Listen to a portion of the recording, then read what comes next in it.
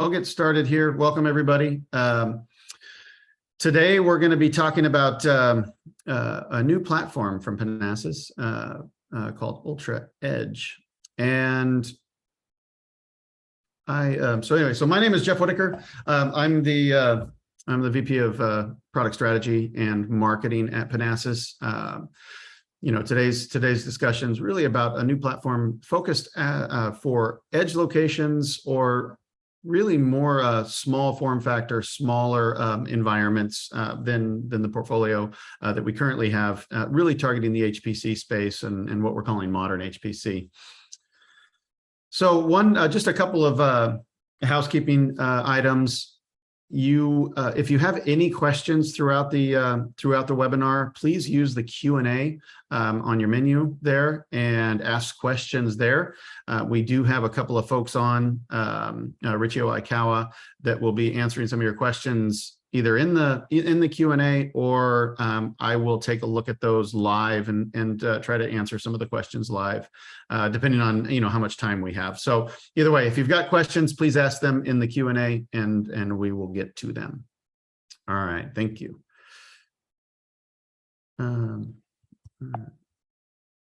So anyway, I wanted to just kind of set some stage here for what we're talking about with edge, and what does it really mean. And this comes down to really about data location.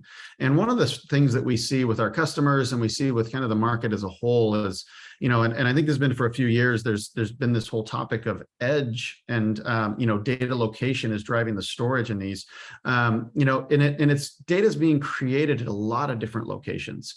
Whether it's life sciences environments with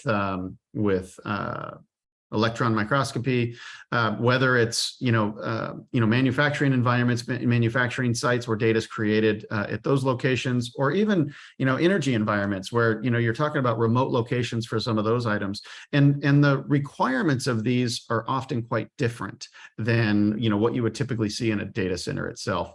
And then lastly also is the cloud. So cloud is something that we all know is there. We all spend probably some chunk of our time associated with cloud or cloud-based environments, at least from an IT perspective as an overall. But from an HPC specific scenario, it's a little bit more tricky. But a lot of data is still being created at that location as well. Whoever the cloud provider may be. And one of the things too is there is this big push for decisions, right? When we're talking about what really is going on, under the covers from an IT standpoint, it's about trying to make decisions or make determinations that help the business moving forward. So when we look at this AI, ML, and HPC as well, there's how do we make decisions without spending a lot of time moving heavy data sets. Data's got gravity, right? It's hard to move a lot of data. But one of the things too is how do you make decisions? But once the decisions are made, I mean, how many of us are actually throwing away our data? Not a lot of us, right? It's a matter of what do we do with it after the fact. And then also, with the cloud, just speaking of it, there's a significant changes because of it. Whether it's one of the big public cloud providers or you're using private cloud environments to deploy, it's about trying to reimagine how business or how costs are managed, and how do you handle the data. I look at really cloud as just an extension of a data center. It's another location. So how do you get data in and out of, and how do you do it cost effectively too? That's always a challenge. And speaking of the challenge, I said it already, data has gravity, right? The bigger the data set, the more complicated it is to moving data around. So a lot of times, from an HPC standpoint, we centralize as much as we can because the data sets are so heavy. So how do we address this? How do we, the data is coming in a lot of different locations. How do we address some of these challenges? And then one of the things with location is because of the different requirements there, often location drives disparate infrastructure, and not a lot of times do you have one supplier or one vendor or one data type that can go in every single type of location, whether it's the data center, whether it is at the edge, or in the cloud, right? There's managing all of this becomes more and more complex as you grow the location base. And then The other one, performance, right? When we're talking about HPC or we're talking about just performance intensive applications, this really exacerbates the struggle. The more performance that you need, the more dedicated type hardware that you need, the more dedicated type systems that you need in order to address it.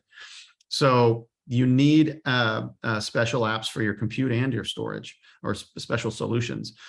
And performance is costly. And when we're talking about the cloud, performance is even more costly when we're talking about that cloud environment. I think some of the common numbers that we see are, 7x, 10x, depending on what the cost of infrastructure, whatever the type of applications are, it can be extremely expensive to manage that. So how do we address it? And then also remote locations or edge locations have different form factor constraints that are not the same struggle that you have in a data center. And then comes, a phenomena that we hear, I know the analysts have been talking about it a bit, but I know we've seen this with our customers, the convergence of HPC and honestly, AI ML, which is really another high performance application, or high performance environment or high performance requirement. There's this convergence because of the needs of the environments are so heavy. HPC applications have this massive thirst for data. Where you're getting clustered application environments, you're getting clustered storage environments or parallel storage environments, like in our case, and applications need to scale their data as well as the application, the compute side of it. And then AI ML is adding more requirements to the data. So, training is a big component of AI ML, and effectively it's another, I think I spelled effectively. That's a typo. Anyway, it's another HPC workload, right? It's a heavy activity there. And when you're talking about doing things like pre-filtering at the edge, or you're pre-filtering data sets as they come in so you can make quicker decisions, the training sets are the ones that become, as you get more data and you get more focus on some of these things, making sure that your algorithms are not missing data, so there's a lot of work going on that side of it.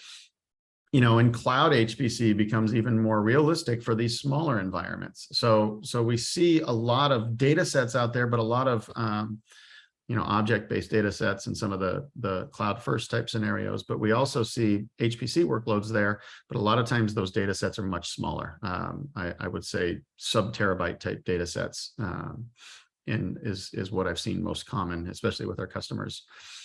And then, core data center HPC environments just need more. So as we're looking at the edge and we're looking at the types of, we're looking at the types of applications that are doing AI, we're looking at the types of applications that are doing HPC, when you're building your core environments, you need to be able to address more than just one application at a time, because what that ends up doing is it causes you to build custom infrastructure for every application. And it's just, we need more, right? We need something that can support a lot of different activities, in the same infrastructure. I mean, that really is what we're looking at here.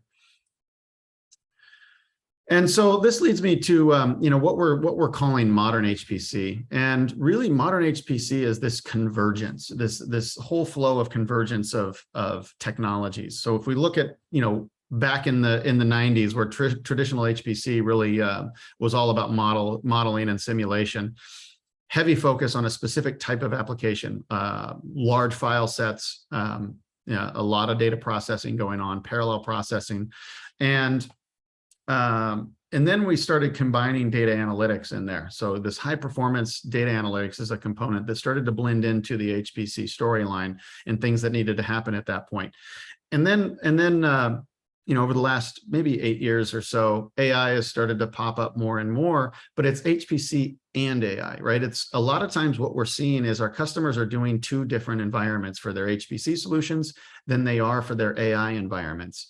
But what we're seeing more and more now is customers that are starting to blend these lines, right? So when we're talking about, if I use an energy scenario where we have, maybe there's a lot of image work that's being processed, it's in an energy space, they need to make determinations based on, say, seismic analysis. And rather than go through and do deep analysis, this deep HPC analysis on the entire data sets, if they can use AI ahead of time to pre-filter the data and focus their heavy HPC workloads, it really allows them to get to a faster response time. So there's these scenarios where you've gone from separate types of applications and gone from just HPC to bringing in more things. Now you're starting to see this homologation of all of it, right? You're seeing multiple things running on a single data set. And that's really this modern HPC workload that we're talking about, or this modern HPC environment that we're talking about. Gaining insights, gaining insights from data. So now, kind of with that prelude, I wanted to kind of dive into to Panasas, and just as a note, who is Panasas? I'm sure most of you know, but I'll just highlight. We've been around for we're going on our 24th year now of delivering, the first Linux-based parallel file system. We actually developed this. I think this came out of the same time frame as Lustre that so many people are familiar with as well. But either way, so we've been building a scale-out file system for 20 some odd years. For a long time, we were building hardware and we were building software. And about 5 years ago, we came to the conclusion that let's work with the hardware providers that are building server systems, and we will focus on our bread and butter, which is PanFS, which is our parallel file system. So we moved from a dedicated custom hardware, custom software solution to a commercial off-the-shelf platform with our ActiveStor Ultra in 2018. And then since then, it's given us a lot of freedom to build solutions that are more tailored to each of your individual environments. So last year, we rolled out our ActiveStor Flash platform and all NVMe storage system. And then also our ActiveStor Ultra XL platform, which is a more cost-efficient platform for massive scale, much larger scale storage environments or HPC storage environments. And then over the last 6 to 8 months, we've really been, broadening our focus to bring in more capabilities of our software and be able to address some of the scenarios as our customers are having data in many locations, data in different types of system environments. So building and providing tool sets that allow for data mobility and data visibility. And then, as I'll jump to in a moment here, we'll get into our fourth platform, our ActiveStor Ultra Edge platform. So why Panasas? What is it that we do that others in the HPC storage space just do not do? And number one, we are just an easy platform to use. I mean, this is our focus from the beginning. When we were founded, it was a parallel storage system can be very difficult. So how do we make it easy for customers? And when I say easy, this metric is, one of our biggest customers right now has 1,500, actually they have more than 1,500 storage nodes now, but 1,500 storage nodes, and they have one admin using managing the entire storage environment. So it's an important piece when we're talking about easy, managing a system or a solution that large. That's what we're talking about with easy. And then reliable. We have, in the HPC space, often, we've got different environments, whether it's, large scale lab customers, whether it's university customers or commercial customers. Reliability has become more and more key to the environments. It's not really a science project anymore. It's the type of HPC analysis that is going on top of the data sets in the storage system. You want that storage to be available. And we see more and more challenges with customers that are using different types of HPC systems that are struggling with downtime, struggling with lost data. And, this is an example of one of our manufacturing customers that has been running for 8 years on a Panasas system with 0 unplanned downtime. So, I mean, it's when it comes to reliability, it's making sure that your environment's running and staying accessible. And then lastly, scalability. One of the big things about a parallel storage system is being able to infinitely scale. You add a storage node, you add a data node, and you get more capacity, as well as you get a consistent performance increase. Every single node provides an increase in scalability from performance and capacity. So that leads us to our first poll question. And let me jump here and kick this one off for you. So the poll question, and you guys see it here on your screen, but how many locations do you have that need some sort of HPC storage? Whether it's just your data center, whether it's multiple data centers, whether it's edge locations, whether it's cloud, what are you looking at, from your environment? Where do you have a need for HPC storage, HPC data sets? I see a few of you guys are coming in here, so I'll give you a few more seconds, and then we'll head on. Let's see how we're looking for time. Okay. All right. Anybody? Some people don't want to tell me how their environment, what their environment looks like. If it's just one, great. If it's more than that, just let us know. And with that, I got about 5 more seconds. So get your votes in, and all right, we're going to wrap this one up. Thank you very much.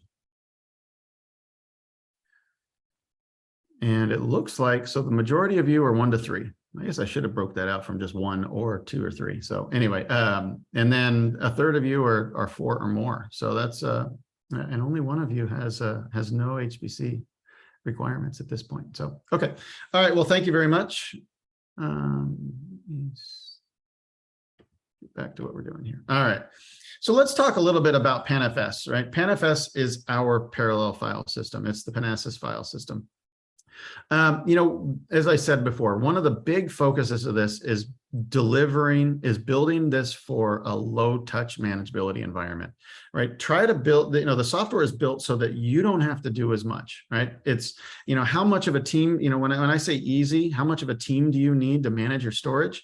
In some of the other HPC storage platforms that are out there, they require a team of people to manage and tweak and adjust and tune the environments to the application. Or, and if you have a second application, you're sometimes you're out of luck, right? You have to tune for a specific type of data traffic. So one of the things that we did there is we provided a solution, which I'll talk a little bit more into, making it very limited touch. You have the ability to tune some things, but very small touch. Or, you've got to ask for some help in some of these scenarios, because we make it very easy and very performant for multiple data types. We have a single tier storage, simple single tier storage. We prevent hotspots by delivering the performance to the different storage nodes and distributing the data sets across different environments. I mean, we are a parallel system, where we have directors that manage where the data resides and which clients access the data. And then we have the data storage nodes where the actual storage is distributed across it is distributed across multiple storage nodes. So from a reliability and a protection standpoint, you have that built into the software itself, rather than having to deliver the reliability on your own. And to dive into that a little bit more, I mean, so if you look at this example, this is where PanFS, is really shines. When you have multiple types of data sets on the left, how those come into the system, we take a look at metadata, we put it on NVMe, we put small files on SATA, and we put large files on hard drives, where hard drives are very efficient for delivering large file performance. So we do this for you, so that you don't have to manage it, right? We will do all of that so that you get good performance from small files and good performance from large files, right? So you get both of these. So you have multiple types of applications running. And then in some of the systems like our all NVMe platform, then we will put everything on 2 different types of NVMe storage. So we still take the same architecture and we distribute it based on the types of media that are under the covers. And then from a reliability standpoint, we distribute reliability across the storage nodes, through erasure coding, and we do it on a per file scenario. So if you're using RAID 6 across the nodes, that you can lose 2 before the system has to shut down. If you lose a third, then you start to lose data. But we have that protection built into the system. You don't have to go do that under the covers with a separately managed RAID architecture. That's all part of PanFS. And it's on a per file scenario, so that you can tell that if you ever do lose data, you don't lose the entire storage environment in there. You know exactly which files may have disappeared and which files would have been affected because they're distributed across different nodes within the system. And lastly, I just wanted to touch on, Panasas is more than just an operating system. We do have a whole host of tools and functions to really make life easier for you. Highlighted here are a couple of the newer ones that we announced back in January for Pan Move, for being able to move data between systems, and Pan View, being able to see what data is on those systems and be able to understand the access profiles and the details within. So things that make your life easier as you have data scattered in multiple locations. So with that, I've done enough prelude of about 20 minutes. So let's dive into our new platform, ActiveStor Ultra Edge. So Ultra Edge is a new small form factor ActiveStor storage solution. It's for compact, remote, and edge deployments. But it's more than that, right? It is a system that is designed for more of a smaller form factor based deployment and smaller capacity based deployment for those workloads that don't either have a special location requirement, or have a smaller footprint from a data standpoint. And these are expandable on a 2U basis. So we have 4 nodes per 2U. I'll get into that in a moment. But as you look at this, this is more than just like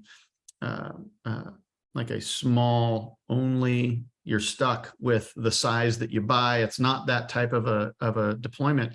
It is expandable. It is a fully parallel storage system based on Panasas, but you're able to scale as large as you need to go, and it really gives you a low cost entry point to the performance of a parallel storage platform.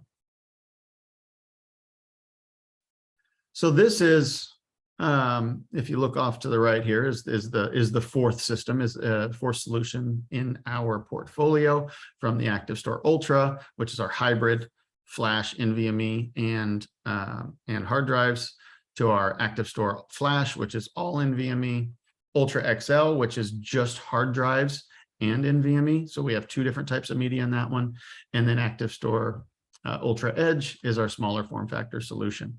And we still have a director and InfiniBand routers that support these.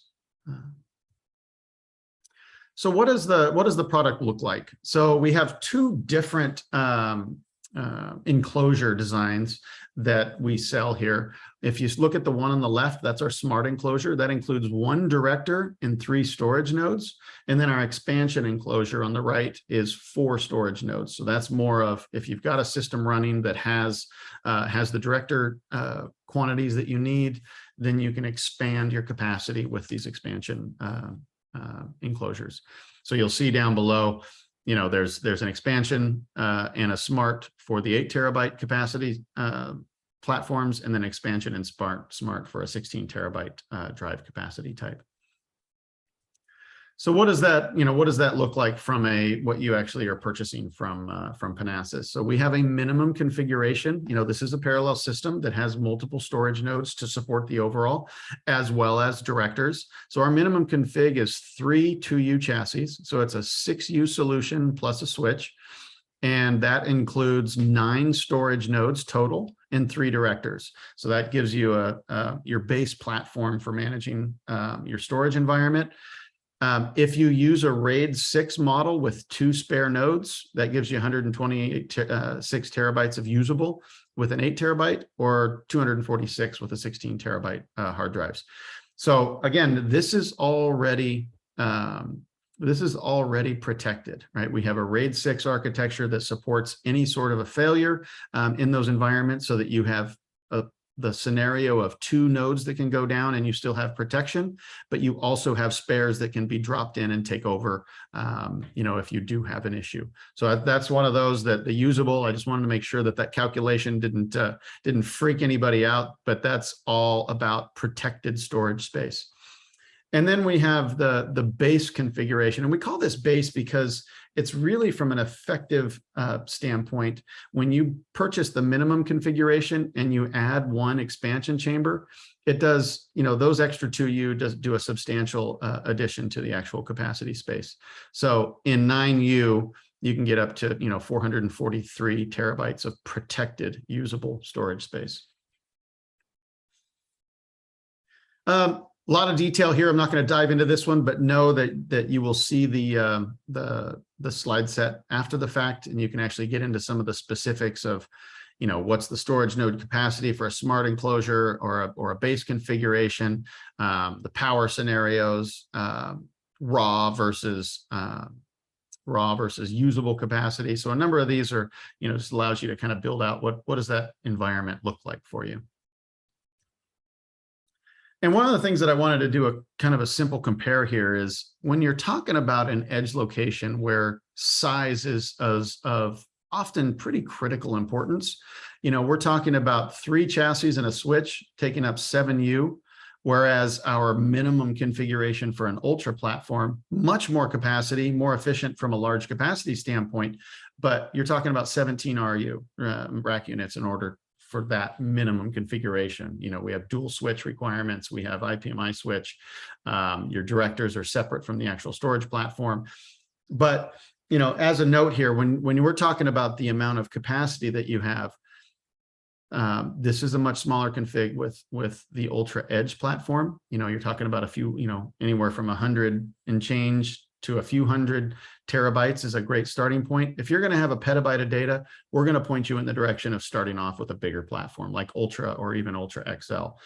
If you have 100 or 200 terabytes of capacity that you need for your environment, that's where we'll start you off on this platform. And again, you can scale. Add 2U at a time to get to whatever capacity you need. It's really a protection for you against growth, right? It's how much capacity do you really need to spend up front versus where do you need to go? I mean, if you're talking a petabyte of data, it's going to be more expensive to build it in a small form factor platform than it would be do it in an Ultra platform. But if you're just looking at it as what do I need to buy today and can I scale, you could scale this Ultra Edge platform to 10 petabytes, right? It doesn't matter from that standpoint. It's just more cost efficient to go and build to start off if your data sets are larger. So let me jump into poll question number 2 and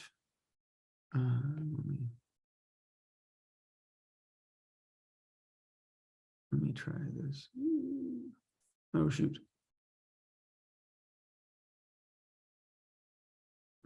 I am not seeing how to do this.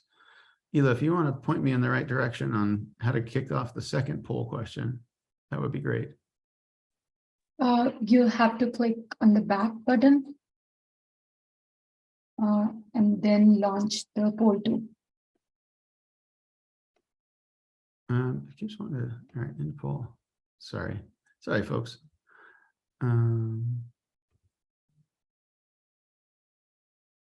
All right. Oh, why is it not? Oh, there it is. I see it. Sorry, guys. All right, here we go. Let's kick off our second one here. So this is another talk a little bit more about just from a capacity standpoint. So go ahead and jump in there and answer some questions on, what type of typical storage are you talking about in your HPC environment? Are you in the less than 100 terabytes for a typical data set for you? 100 to 250 terabytes, 250 to 500, or 500 or more, right? So that's where, as I was saying, the Ultra Edge really is going to be targeted in these areas of, say, sub 750 terabytes. But in general, when you're talking about, especially when you're talking about edge locations, that's one of those where we see a number of customers that have really 100 terabyte requirements at those edge locations, or even in smaller base deployments or even small data center environments. Do you need the 500 terabytes or more? Do you have a petabyte or 2 of data, right? So anyway, so I will give this another couple of seconds, and if anybody wants to respond, and I will close it. Thank you, everybody. So it looks like most of you are in the 100 to 250 or 500 or more. So thanks everybody for that one. And let's go ahead. So it looks like I jumped ahead on this slide already. So Ultra Edge, and what does Edge HPC mean? And so one of the things that really drove our decision in this is, so we have a lot of customers that do massive, multi-petabyte type solutions. But when it comes to those environments where you have only 100 or you only have a couple hundred terabytes of data, an ActiveStor Ultra platform maybe just too much, right? If you're going to grow into it, great. And you're going to grow into it, great. But those environments that that are smaller, how do you address those? And one of the big ones is in this scenario where you're talking about distributing HPC out to the edge, or even distributing it in the cloud, building a solution that supports the data set requirements at those locations, but then we have the tool sets that allow you to replicate the data from that main core HPC data center, or that main core processing location, whether that be a single one or multiple data centers.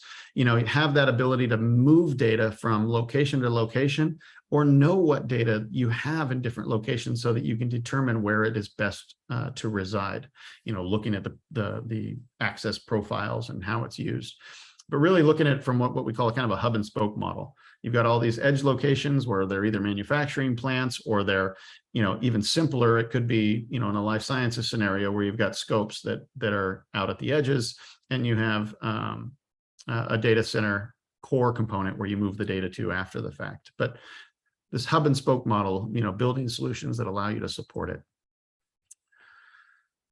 And just to kind of tie that in, I showed you, the different platforms that we offer, and this is just a way to represent, where do we look at these types of solutions. So if we're looking at capacity, Ultra Edge really solves that performance profile for those smaller capacity environments. Some typically a half a petabyte or less. If you're going over a half a petabyte, then we would probably have our account teams really discuss with you what makes the best sense. Do we go to an Ultra platform, or do you like the form factor and do you like the scalability of the Edge platform? But then as you get in that capacity range of say 3/4 of a terabyte or 3/4 of a petabyte up, and then when you get into that multi-petabyte solution, we drive you towards the Ultra XL platform. And some of there's some performance dependent requirements. What types of applications, how many small files versus large files do you have? That might help determine which one is best in some of the overlap scenarios. But then you have on the smaller side, the all flash platform from a performance standpoint. If you need the raw performance, especially for certain scenarios like Scratch and those areas, the all flash platform is one that is best fits that environment. So just want to summarize here as we're about 35 minutes in. Really the focus of what Panasas is doing here is really going after and trying to solve the challenges that we see in the market, to solve the challenges that we see that you guys may be having, whether it's density, right? Density can also be price. Do you have a small requirement from a data set size where you don't need a bigger, more expensive system? That's where we have the whole ActiveStor product family to really solve these challenges. And Ultra Edge is the one to really go after that smaller data set requirement, or that smaller footprint requirement. And then off to the left here, really, locality and mobility. Where does your data reside? How do you get data from different locations? We have Pan View and Pan Move, are tools that allow you to take the data sets from one location, move it to another, and also be able to move data off to object in the cloud as well. Do you have a retention requirement? It used to not be a big issue in the HPC world, but we're seeing it more and more common, be able to replicate that data off to a cheaper storage environment and access it as needed. And then the far right here is around manageability. Again, I told you, this is what PanFS is built around, being able to simply manage high performance storage. and do it in a way that doesn't require a lot of resources. You don't need a team of 5 storage experts, that are often becoming harder and harder to find in today's world. I do know that a lot of the HPC world is retiring. And so being able to get a storage platform that allows you to utilize resources that don't have to be a dedicated storage expert in order to just run it. So putting a manageability profile together that allows you a simple solution to your HPC storage. So just to recap here, you want to learn a little bit more about this solution. I do have some pointers down below. You can click on the learn more. That'll just take you to our Panasas website, where you can go find more on ActiveStor Ultra Edge. We have a link to the data sheet here below. But again, it's about providing a solution that's simple and reliable for you, but hits the performance profiles that you require for your applications. And with Ultra Edge, doing it in a compact footprint. So with that, I will jump ahead to Q&A. Let me find what you guys have out here. So, all right, let me open. Does this have to be deployed in a remote location? No, thank you for that one. I see Richio's responding, but I mentioned that this is called ActiveStor Ultra Edge, right? We talk about this from a remote or from edge locations because of the form factor constraints, but based on your data set size, as I said, if you have less than a petabyte of data, typically in that 100 to 500 terabytes of capacity, that's the place where you will want to look at ActiveStor Ultra Edge as a solution, right? It may not be in an edge-based deployment. It may be in your data center. It may be in a secondary data center. But the point is, this is going to provide you scalable storage for any type of a workload in any type of a location when your storage sizes and your capacity sizes are smaller. So you can deploy this essentially anywhere you need. But we have the tools when it comes to those edge locations to solve that challenge and move data around for you. When do I need to transition from edge to one of your other platforms? So the one thing here is they are all based on PanFS, right? It is the same interface depending on independent of which hardware platform you choose. There isn't a need to transition from an edge platform. As I said a moment ago, you could scale as long as you want to scale. If you bought an edge platform and you just need another 100 terabytes, you just go buy a couple of rack units and put them in there, and you can continue to grow that as you see fit. So if it's one of those that you just want to leave your data in one location and you started off with 200 terabytes and now you're hitting 1.5 petabytes, you can continue to scale that. What we do recommend, though, is if you're looking to buy a new storage platform for a large capacity environment, then that's one of those that, hey, if you've got over 3/4 of a petabyte, we're going to steer you in the direction of either our ActiveStor Ultra, because it's better dollar per gigabyte, and performance per rack unit is similar. But I think that'll begin to diverge as well. But that's one of those that we're gonna steer you in the direction of a more cost-efficient solution for you. But either way, that's more of what type of a system you want, or what type of a performance profile you have as you're buying your system. But you do not need to transition. You could continue to use an edge platform for as long as you see fit.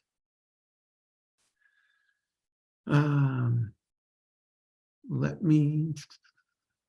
So the performance standpoint, so from a per rack unit, you have one question here that's like, what type of performance is in the standard config? I think we're talking in the minimum configuration, we're roughly 4.5 gigabytes per second of throughput. And I believe and we will scale that shortly, but we're around 4.5 gigabytes per second of consistent throughput. You add another rack, another chassis to that, and you quickly can jump to 6 gigabytes per second of throughput. So again, this is consistent growth, right? So as you need a specific addition to your performance profile, to the same file. That's so the question was, we didn't talk about performance here, but from on a per file performance basis, that'll have something to do with networking as well. But on what our system is able to deliver is deliver performance, a total performance for the system itself. So on a per file basis, there's actually probably a little more that we'd want to talk with you about on what does per file mean. So we can deliver different levels of file performance depending on file size, depending on network configuration, depending on a few of those ones. So that's something I would be happy to have one of our sales engineers or one of our solution engineers talk to you more detail about your specific scenario, and they can give you a great answer on how to on what type of performance you're going to get out of an individual node or system on a per file basis. Let's see, were there any others that were answered that I could just call out here? Parallel right. All right, well, with that, I think I'm going to wrap this one up. There's a few other questions that have been responded to in the chat, so I will wrap this up. So anyway, so if you have any further questions, obviously reach out to us, and we can get back to you. Otherwise, take a look at our website, take a look at our data sheets, and we can provide, you can get some more information on the solutions there. We'd obviously, looking at a specific application scenario or a multi-application scenario for your deployment environment, we'd be happy to have one of our solutions architects get in touch with you and talk more detail about some of the challenges that you may have or some of the solutions that you're looking to resolve. So anyway, with that one, I want to say thank you to everybody again, and we look forward